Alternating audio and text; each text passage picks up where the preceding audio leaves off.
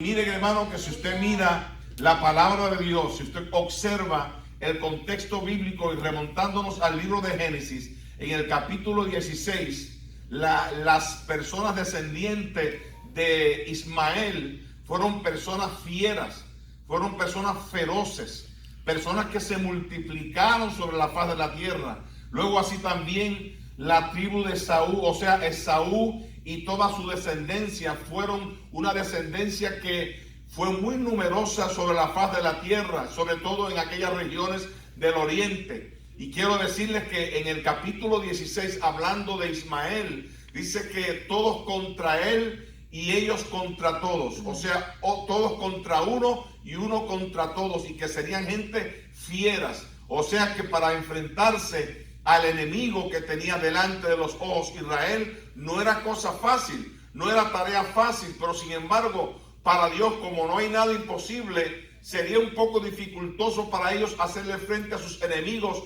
pero no les era imposible porque ellos estaban completamente convencidos de que Dios estaba con ellos todos los días, como se lo había prometido hasta el fin del mundo. Amén. A donde fueres, el Señor se lo prometió a Josué, que dice: yo estaré contigo a donde quiera que vayas. Y el Señor lo promete en el Nuevo Testamento: yo estaré contigo todos los días hasta el fin del mundo. Y qué bueno es saber, hermanos, que cuando uno le presta fidelidad a Dios, cuando uno le presta lealtad al Señor, que es mantenerse firme en la brecha, mantenerse leal significa mantenerse vertical a Dios, agradar al Señor en todas las cosas, en nuestras palabras, en nuestra actitud, en nuestro andar. Vengan las pruebas, vengan las luchas, vengan las dificultades, porque cuántas pruebas tuvo que pasar el pueblo de Israel, que fue mandado por Dios. Desde el libro de Génesis y en el libro de Éxodo lo vemos mayormente, donde el pueblo de Israel fue mandado, ordenado por Dios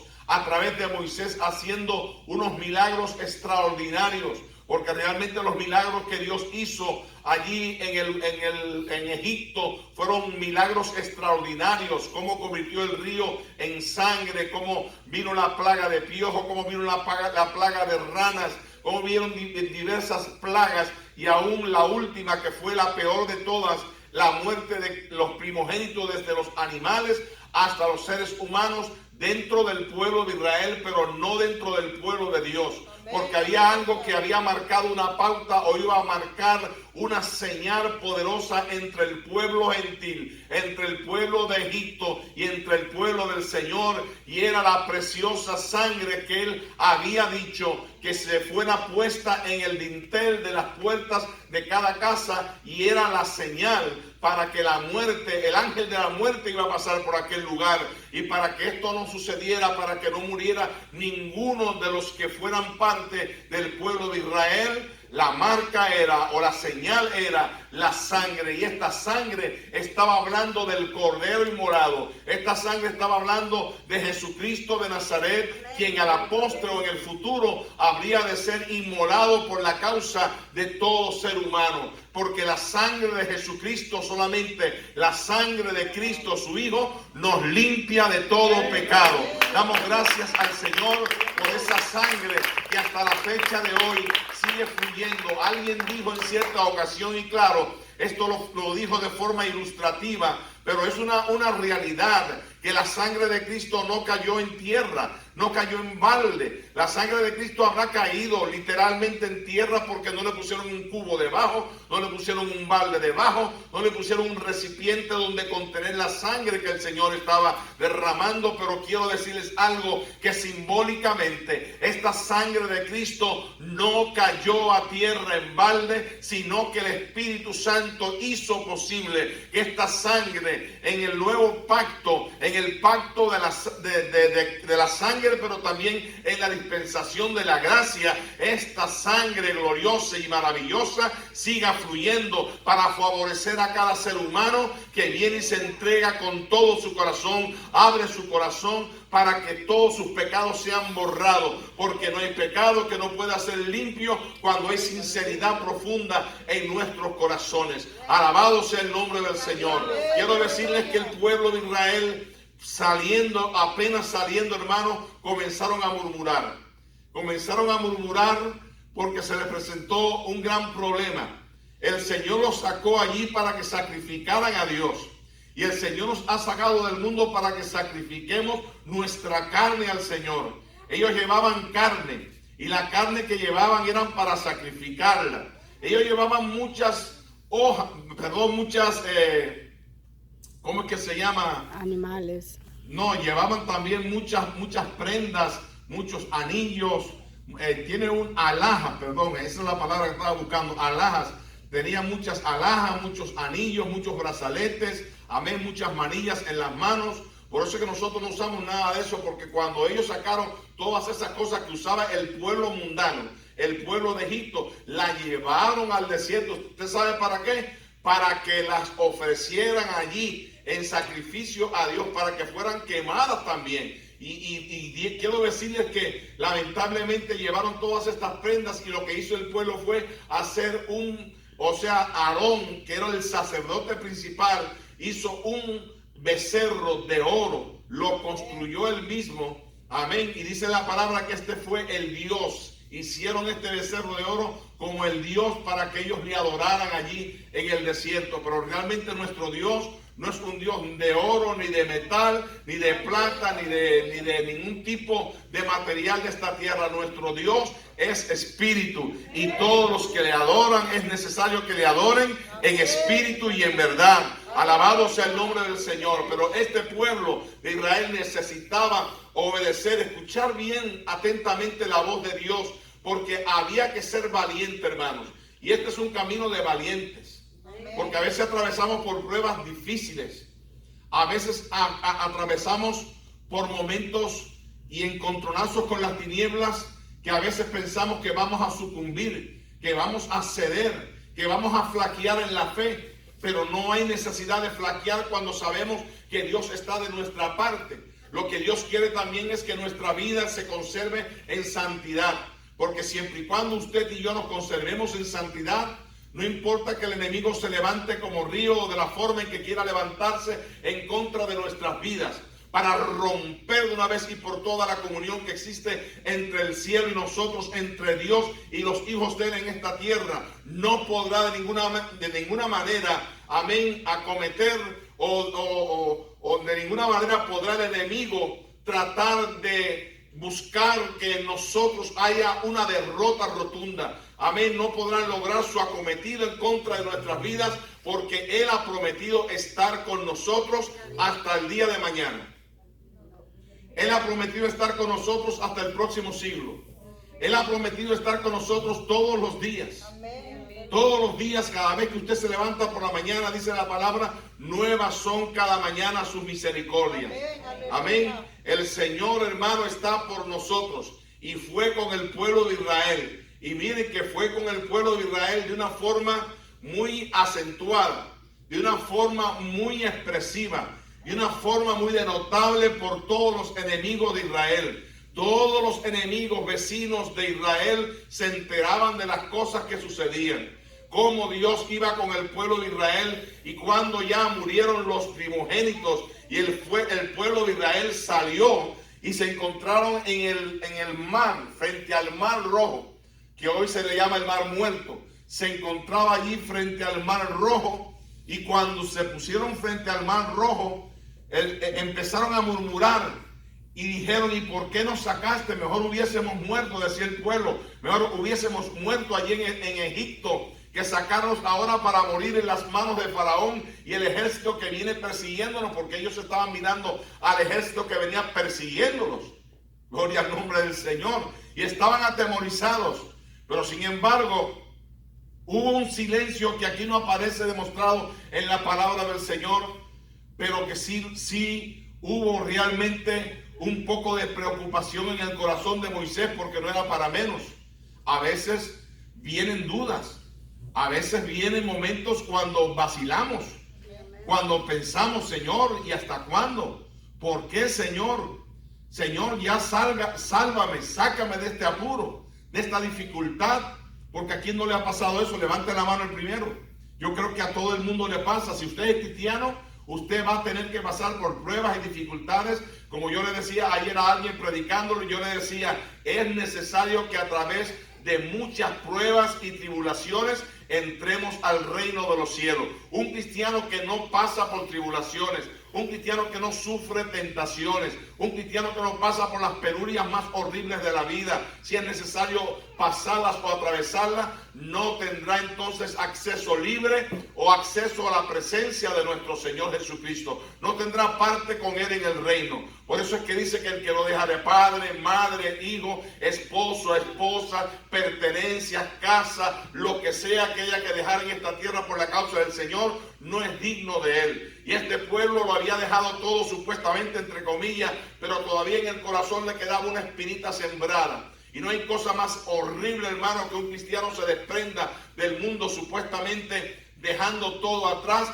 pero que cuando llega a Cristo y venga la primera prueba, venga el primer empujonazo del enemigo para hacerlo caer, entonces empiece a declinar hacia el mundo nuevamente. No, ya Dios se ha olvidado 3 o 4 o 5 días, ya Dios se olvidó de él. ¿Cómo va a ser posible? Dios no se olvida de sus hijos. Las pruebas más duras y más férreas que pasa un hijo, precisamente un hijo de Dios, son las primeras. Las primeras, cuando usted comienza a dar los primeros pasos en la fe, son las pruebas más difíciles que hay. Pero cuando usted sabe autodominarse, cuando usted sabe confiar en el Señor, poner toda su confianza en Dios y en su palabra, y marcha hacia adelante, como le dijo el Señor a Moisés, porque tenía ese silencio, porque el Señor le dijo: ¿por qué clamas a mí? ¿Por qué te quejas a mí? Y no aparece la queja de Moisés aquí demostrada en la Biblia. Si usted lee la palabra del Señor, no aparece la queja de Moisés demostrada. Pero sin embargo, Moisés se estaba quejando ante Dios por la murmuración de aquel pueblo. Hay que tener cuidado con la murmuración, hermano. Hay que tener mucho cuidado con la queja de un hermano contra otro hermano. Hay que tener cuidado con el chisme dentro de la iglesia y fuera de la iglesia. Porque ahora mismo estamos tranquilitos y todos somos lumbreras acá. Amén. Lumbrera de la iglesia y oscuridad de la calle. No podemos ser así. Tenemos que ser lumbrera de la calle y lumbrera de la iglesia también. En todo lugar tenemos que alumbrar como luces que somos del Señor. A veces aparece un sujeto de repente hablando en contra de usted o en contra de un hermano, y usted se lo va a permitir. Y usted le va a permitir a alguien que venga a hablar en contra de su pastor. Y porque el pastor o la esposa del pastor o porque algún hermano, un hermano esté pasando por alguna prueba, usted va a dejar que ese hermano o esa persona, porque yo no lo denominaría como un buen hermano, se puede arrepentir de lo que está haciendo, porque cualquiera comete un error. Pero una persona que se da a la tarea y tiene como una costumbre o mala costumbre de estar abriendo sus labios y hablando de su hermano, de su prójimo, ese está en problema. Ese está metido en graves problemas, no con su hermano, con Dios. Porque el que murmura, hermano, de su hermano, tarde o temprano le va a salir, porque Dios no deja absolutamente nada impune en esta tierra. Y ya usted ve lo que le pasó al pueblo de Israel, que el Señor empezaron a murmurar porque no había comida. Los estaba probando el Señor, y porque pasaron 2 o 3 días de ayuno que bien fueron para ellos, para que se afirmaran más en el Señor. Ahora les hago un paréntesis pequeño acá. Dentro del pueblo de Israel, y esto fue lo que produjo muchos problemas al pueblo de Israel, lo que le propició muchos problemas al pueblo de Israel, era que dentro del pueblo había con ellos mezclado pueblo de Egipto. Personas del pueblo de Egipto que se vinieron, porque eso sí lo narra la palabra del Señor, se juntaron con el pueblo de Israel y llegaron hasta el desierto, y allí empezaron a murmurar también esas personas que no eran parte del linaje de Israel. Y personas también que se ligaron unos con otros, que venían ya ligados, pero que el Señor los admitió por su misericordia, porque Dios es misericordioso, no solamente en la dispensación de la gracia, en todos los pactos y en todas las dispensaciones pasadas, Dios siempre demostró su misericordia para con el pueblo de Dios y para con el pueblo que no pertenecía a Él. Bendito sea el nombre del Señor. Pero vemos, hermanos, cómo Moisés pasó el desierto, de Egipto al desierto, y entonces el pueblo comenzó a murmurar porque no tenían comida, y el Señor le dijo: no te preocupes, que mañana va a aparecer comida para todo el mundo. Va a haber comida para todos en abundancia. y le mandó un maná. O sea, le mandó una hojuelita, una hojuela, amén, redonda, con sabor bien rico, a miel, amén, con sabor a miel. Y entonces empezaron a comer, pero antes de comer, porque siempre estaban, hermanos, pendientes a la murmuración, cuando vieron la hojuelita en el piso que estaba allí sobre la hierba y empezaron a recogerla, ¿saben qué dijeron? ¿Qué es esto? Y por eso fue que se le quedó maná, porque maná en hebreo significa ¿qué es esto? Y entonces le llamaron al maná ¿qué es esto? Y así comenzaron entonces a comer el maná y alimentarse del maná, pero ya llegó un momento en que estaban fastidiados de comer tanto maná. Como hay mucha gente, mucho pueblo de Dios que se cansan de escuchar la buena palabra. Amén. Se cansan de escuchar la palabra recta, la palabra fuerte. Como dicen en El Salvador y en Honduras, que se cansan de escuchar los buenos pastores que se llaman allá los macheteros. Me dijo un hermano una vez, pastores que son macheteros, que cortan cabeza, hermano. No hay que cortar cabeza tampoco, pero hay que hablar fuerte de la palabra del Señor para que la gente se enderece. Amén. Si hablando fuerte de la palabra de Dios la gente no se quiere enderezar, imagínese usted qué sería si no habláramos entonces la palabra como debe de ser. ¿Sí me entiende, hermano? Amén. El Señor habló a través de Moisés y le dijo, hermano, le dijo unas palabras bien fuertes. Y el Señor le dijo, han murmurado en contra de Jehová. La murmuración vuestra no es contra mí, sino contra Jehová. Y como ha sido contra Jehová, el castigo les llegó, hermano. Llegó una mortandad horrible que si rápidamente el sacerdote Aarón no hace sacrificio y saca la cara por el pueblo, todo el pueblo hubiese perecido en aquel lugar. Por eso es que cuando venimos al Señor hay que dejar los mundanos y a los mundanos atrás. Todo el mundo hay que olvidarlo. Amén. Como dice 2 Corintios 5:17, de manera que si alguno está en Cristo, nueva criatura es. Las cosas viejas pasaron y aquí todas son hechas nuevas. Quiere decir que tenemos que estar contentos con estar con Cristo, morando. Dice que estamos morando con Cristo en Dios. Amén. Y que nuestra morada también está en el cielo. Tenemos nuestra morada también en el cielo, hermano. Desde ya estamos morando allá en el cielo, espiritualmente hablando, estamos allá con Cristo Jesús. Bendito sea el nombre del Señor, dice la palabra de Dios.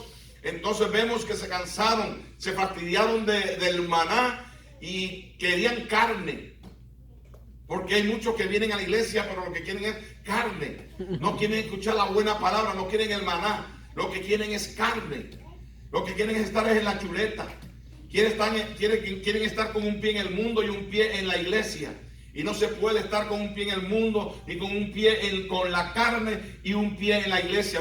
No se puede estar de parte del diablo y de la carne y de parte de Dios también. No, que el Señor reprenda las tinieblas. Hay que estar con Dios, hay que ser sincero con Dios. Hay que honrar a Dios en todas las cosas y hay que honrar su palabra, hermano. Bendito sea el nombre del Señor. Porque miren, por no honrar a Dios, ¿usted sabe lo que le pasó? Que el Señor le dijo, sí, bueno, está bien, yo le voy a mandar carne. Y le mandó codornices.